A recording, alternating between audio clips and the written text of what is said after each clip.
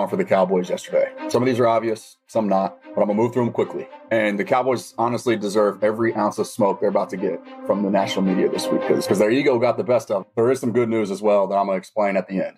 Now, I speculated this on Saturday. Let me stop that because that's going to throw me off from my interview today because I have an awesome young lady that I'm interviewing. So I will have my 2 pennies after I interview this awesome woman that stopped by. We've flown her in all the way from New York City, as us Southerners would say. But she's met on TikTok. We met on TikTok. And during the pandemic, I watched a lot of her lives. And she's super positive like I am. So my show is all about like-minded people. But I'm not going to steal any of her thunder. She's a business advocate. And I hope y'all got a notebook and a pen because she's going to give us some of those things that us business owners, especially minorities, need to make sure that's on our checklist. So without any further ado, Miss Veronica, the business owner. Let's go, Miss Veronica. Miss Veronica, I am doing fine. How you doing? I'm good. That was a beautiful introduction. I greatly appreciate it. Well, you know, it's easy to talk about awesome people, Oh, I'm going to play. Well, listen, introduce yourself to everybody and then let us know how you even got on TikTok. Okay, so I'm Veronica Marie, and I go by now Phoenix the Goddess on TikTok. I actually started TikTok as a means of advocating for different issues. Okay, that's exactly right. Yeah. Yeah. And like one of the first things I actually talked about was the epidemic of veterans that were unaliving themselves. Yeah. That was one of my very first, if not the first, it was probably like the second or third. Yes, ma'am. But after that, I realized, like, wait a minute, my voice does have value. And there's a space for me here as well. Yeah. And so I just decided to do that. Now, what we're talking about today is a departure from what I would normally talk about on TikTok. Only because up until this point, I had to filter through my own feelings about what I do. And also, anything that I say anywhere on social media and in this interview is not a reflection on my employer. It's not, they don't have these views or anything like that. Understand. So I just want to throw that out there because the fight is back. Right. That's good. So unpack that a little bit when you say you had to kind of sift through your feelings about your advocacy now as a business advocate. What kind of unpack that a little bit for us? What do you mean? It's not easy work, especially when you're advocating for the use of minority businesses. It is not easy work. You are challenging social norms. You are challenging cultural norms. You are challenging people's mindsets that are in decision-making roles. And it can be very, very difficult. And it can wear on you after a while because you're constantly, hitting your head against a stone. Understand. Right. It's not, while I take great pride in it, it's also something that I have at times considered stepping away from because it does take a toll after a while. Yeah. And we'll get into more of what I mean by that. But I wanted to start kind of small and simple and then graduate into why it does take a toll on somebody like me that really does have a passion for doing this work. Oh, that is so awesome. So let's go through the back door real quickly. Give us a couple of minutes on this. So as you advocate for us business owners, minorities in business, what are some of the challenges you want to share with us? What should we make sure we're doing as a business owner, a minority business owner? So the very first thing that I would tell anybody is your back office has to be in order. Your financials, everything has to be in order, especially when you're looking to get higher contracts. And if you're looking to contract with the government, you have to have, that is nothing but paper. I will tell you right now. Paperwork. As Big Mama say, have your stuff in order. That's right. If you don't have your house in order, nobody's looking to hire you. Yes, And because they need to know, first of all, you can do the job. Number right, two, you're going to be, if this is a word, you're going to be fiducial. You're going to be financially responsible because a lot of the PPP loans that we saw, people were not responsible. And you're going to have to pay that money back. So like you're saying, we got to make sure our ducks in a row so somebody can say, okay, I can trust them to do what they say they're going to do. exactly. And then on top of that, your paperwork will help you to grow as well because you can prove on paper that you're capable of doing this work. You're proving on paper Right. what your net worth is, what your financial status is. And that does go a long way, especially for minority businesses. It doesn't necessarily hold true when you get outside minority businesses, Right. but especially with minority businesses that we know that we have to work 5 times as hard for half as much. Yeah, that's a So good point. That's a good. So what is it that you advocate? What does advocacy in your eyes? What does that look like? advocacy is walking into the rooms with the decision makers and basically having to say, you know what, this business is qualified. Okay. This business, and there's no reason why this business should not seriously be considered for this. Okay. Um, this business is able to do the work. They have expressed interest. They have responded in writing. They have provided everything you have asked for. So there is no logical reason for not considering them. So at the end of the day, what you're really asking people to do, which is very uncomfortable, is to face their biases. Right. Nobody wants to admit they're biased. That's right. Look in the mirror. Exactly. Yeah. So it's easier when you go into these rooms with decision makers for decision makers to say, oh, well, minority businesses aren't qualified. On what basis are you making that statement? That's a good point. That's a good Right. point. And so that goes all back to paper, having all the paper in the row, because I can't do my job if I don't have your paper. That's awesome. So that's your first stop before you take on an advocation, if that's a word. Before you take on an advocacy, you got to be comfortable with the entity that you're advocating for. I have to know because they're going to question me Right. and my advocacy if I'm saying something and it's not true, Yes, or ma'am. if I'm advocating for somebody that is not qualified and cannot do the work, then that brings into question anything I'm advocating for. Right. And so I have to be very particular in how I advocate and who I advocate for or what entities I advocate for. That's good. And so, because a lot of times, and I'm sure you tell your clients this, don't take this personal. It has nothing to do with feelings and these corporate dollars we're looking for, this government money we're looking for. It has no feelings. Now, I got to make sure A is A and B is B for you to get this multi-million-dollar contract. It's nothing personal, so don't get no attitude. Right. Well, that's exactly it. And the realm that I work in is mostly construction. Okay. And so there's another layer of complexity, which is trying to get financing. So a lot of the small businesses that need financing because they need bonding, they Right. need insurance. Right. They don't have access to that because they don't have the finances, and they can't get the finances without the paper. And it's a catch-22, isn't it? That is so good. We're going to dig deep into that. We're going to run to a quick commercial. We're going to dig deeper into that. We with Veronica, y'all, the business advocate, and she is so awesome. Now y'all see what I'm talking about. She's awesome, ain't she? So y'all hold tight. We'll be right back. If you would like to support the Dr. Sims Show, send your donations to Cash App $Walter H. Sims. And remember, we stay high on life.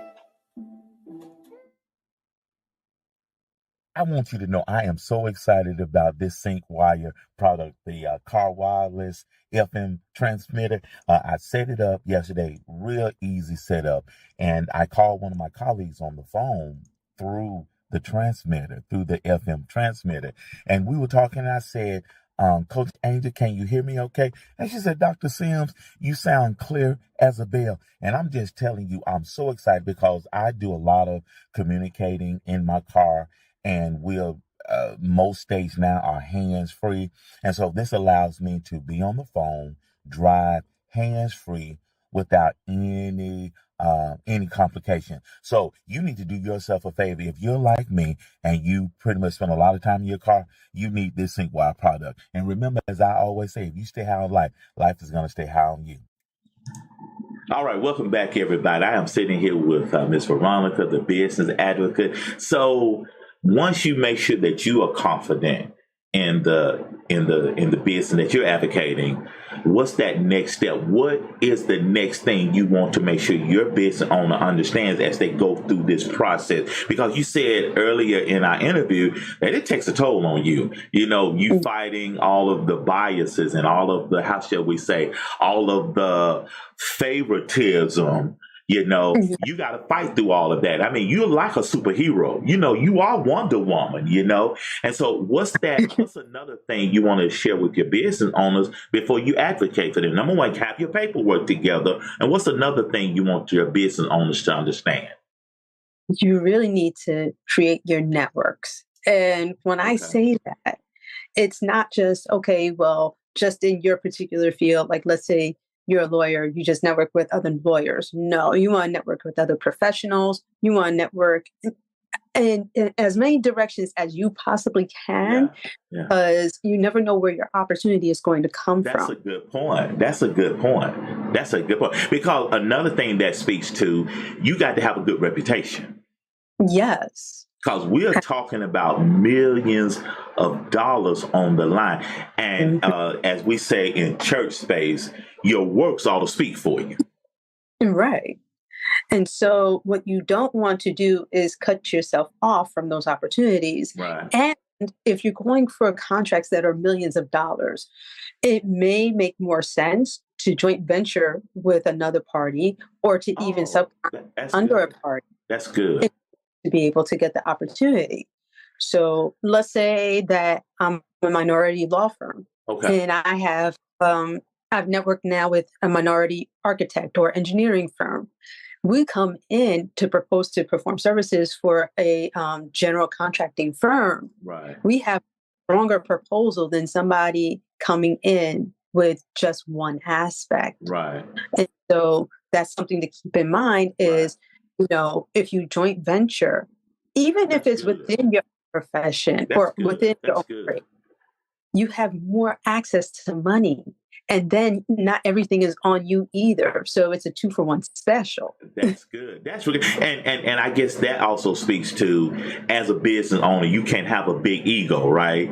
Teamwork makes the dream work. You know what I'm saying? It does. Yeah. And the other thing with networking is you want to network with different organizations. So they have different minority organizations. They have different women-owned business organizations, right?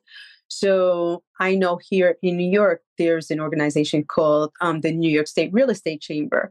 And they're a group of minority developers and contractors that basically that come together and they discuss the issues that they're having in the construction or the real estate development space. And they do other events in order to inform their membership as well of different changes that are coming up that affect them, etc. So those are things to consider. That is so basically what you're preaching today, what you are advocating today is, don't try to go this thing business. Don't try to do it all by yourself. You know, make sure you connect with the right type of people. If you really want to be prosperous as a minority business, get out of your own way, team up with people, and make sure your stuff is together. So again, you know, in our pre-production in the green room, we talked about mindset. Speak to the type of mindset we as minority business owners, what type of mindset should we have? And what have you seen that's to our detriment as we talk about mindset? What do you see as detrimental to us? And then what do you see as beneficial to a healthy business mindset?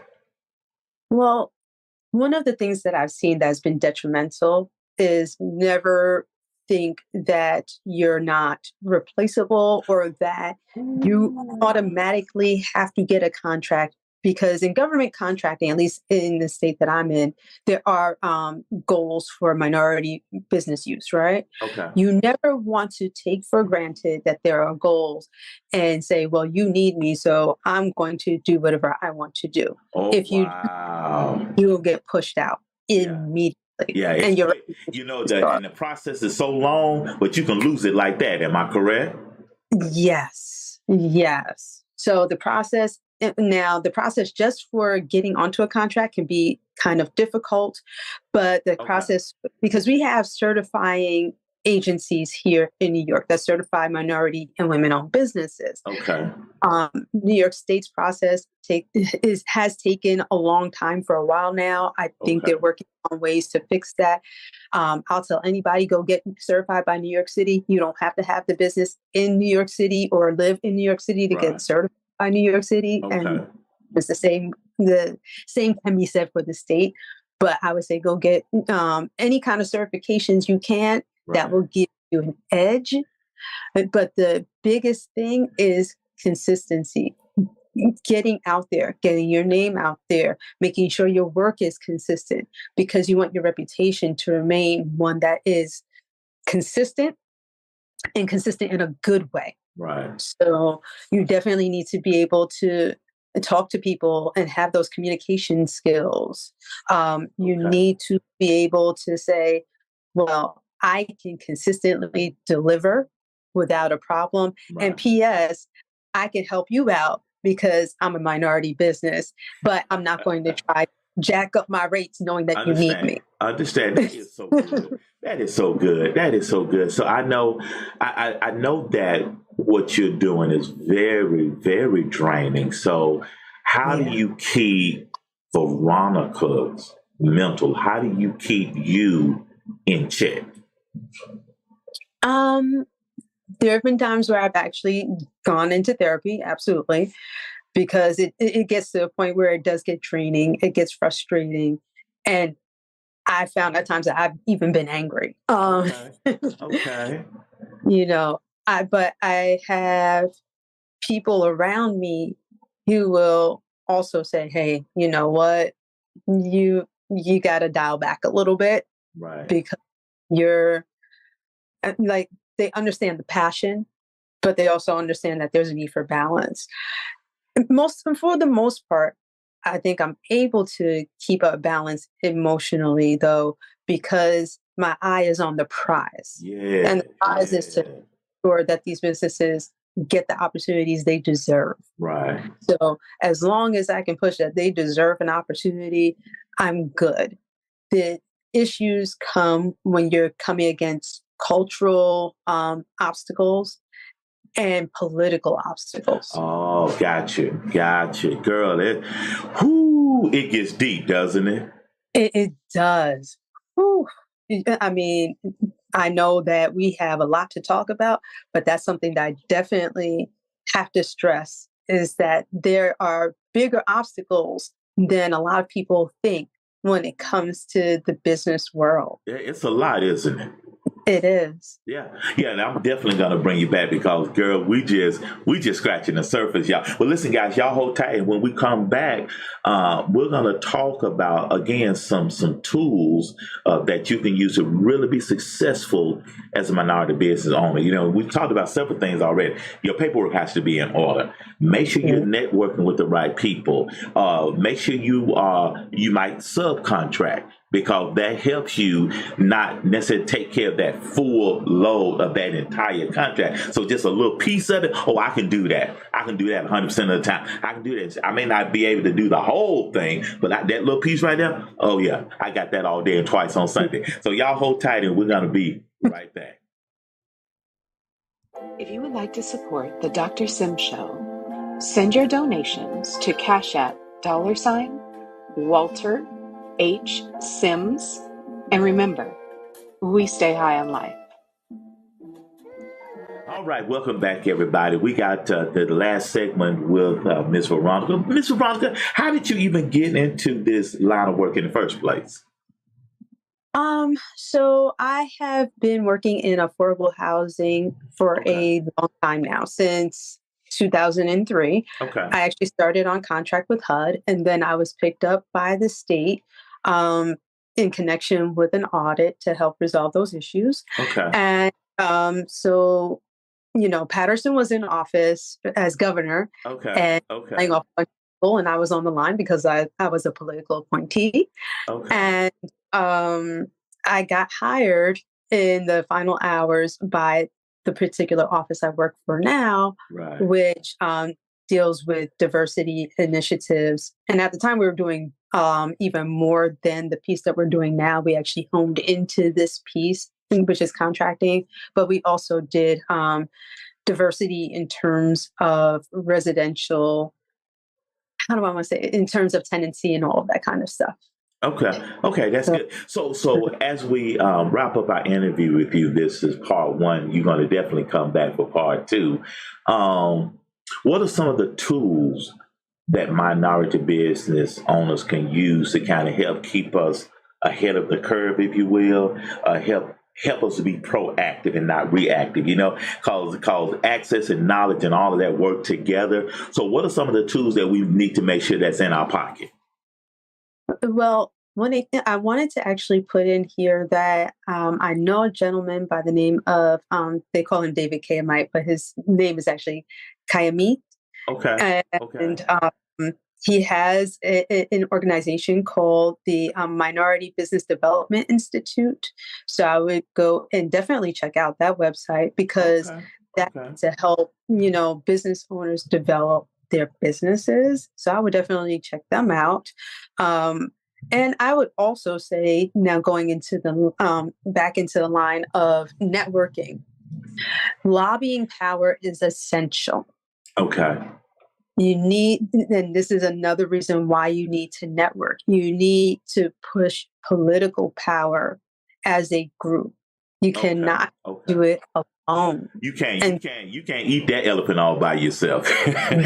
no, you need a lot. Okay. And so a lot of times, businesses, minority businesses in particular, will think that, oh, well, this elected official said that they're going to do this, and it's not that simple. Okay. And, Okay. the electeds don't work by themselves either. They have Okay. to deal with their colleagues who may not necessarily agree. Okay. And that's why you need the lobbying power to push the colleagues of those that are friendly to your cause to Okay. also be friendly to your cause. Right. That is awesome. So continue to network, lobby, the Minority Business Institute. That is just phenomenal. That's phenomenal. Well, let me tell you. Tell us this. Give us a horror story and give us a success story. When you talk about one of the worst incidents that you have, what immediately comes to mind, and then a success story that immediately comes to mind. Talk to us. There was one instance that there was, to no fault of their own, there was an organization, there was a business that came in, and they had been doing the work, and it just turned into a quagmire because we started facing cultural norms. And so there was a sense that they should not ask for the fee they're asking for, because there was a majority firm involved that was a sole proprietor that was not asking for the same amount. Understand. And the thing is that the majority firm only handled one aspect, but this firm handled multiple things.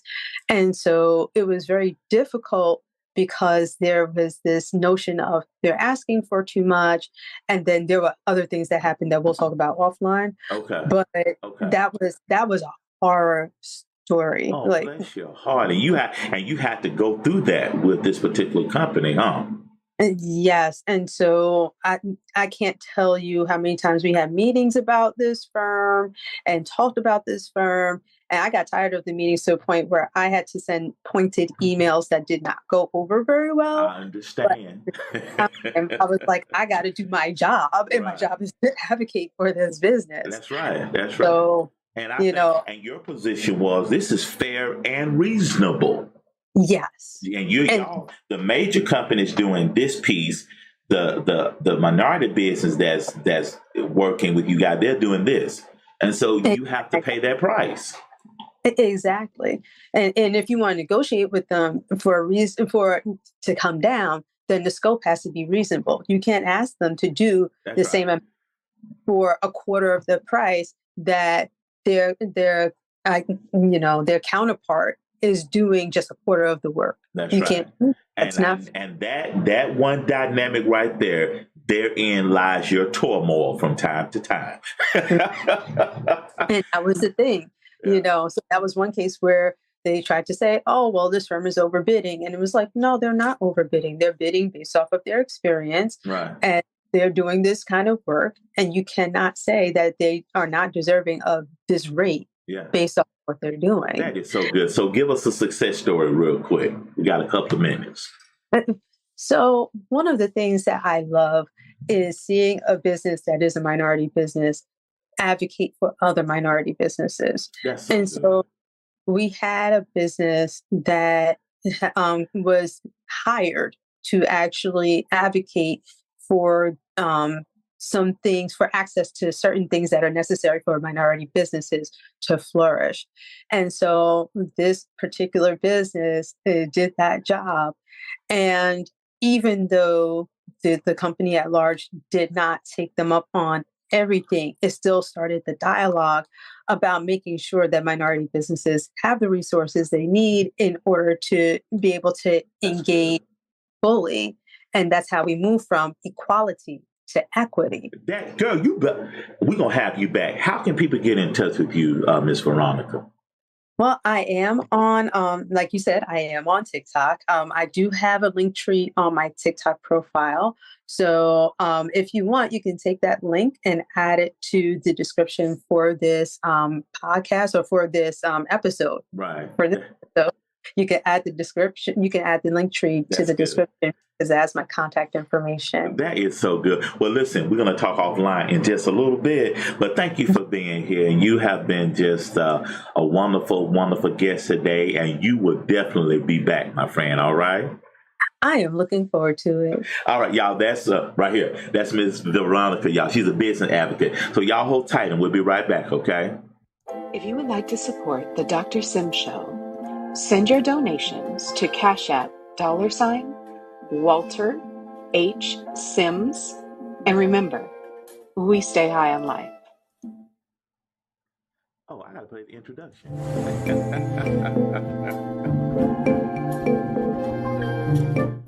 I don't have a lot of time to get into this, but my Dallas Cowboys laid a huge egg against the Cardinals. They were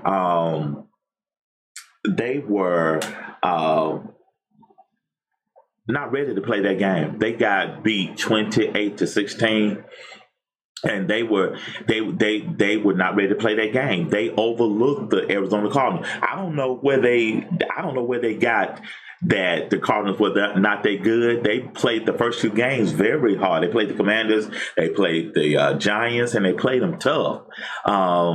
But the Cowboys do not have that championship mentality like the 90, 91, 92, 93, 94, 95, 96 teams did.